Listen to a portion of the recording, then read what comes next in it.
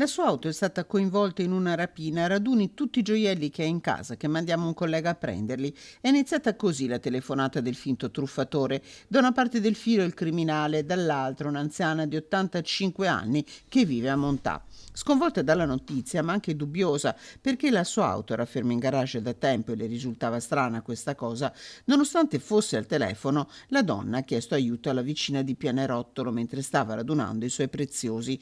75 anni la vicina si è precipitata nell'appartamento dell'amica e qui hanno atteso l'arrivo del finto maresciallo. Entrato in casa, quest'ultimo è stato sottoposto a un fuoco di fila di domande, tanto che, vista la malparata, il giovane, un sedicenne napoletano incensurato, ha ben pensato di darsela a gambe. Peccato per lui che fuori, ad attenderlo, ci fossero gli agenti della squadra mobile di Padova che lo stavano seguendo da quando, intorno a mezzogiorno, era sceso dal treno in arrivo da Napoli in stazione. Per il sedicenne è scattata una denuncia per tentata truffa aggravata. Il giovanissimo è stato inviato in comunità in attesa di essere riaffidato ai familiari.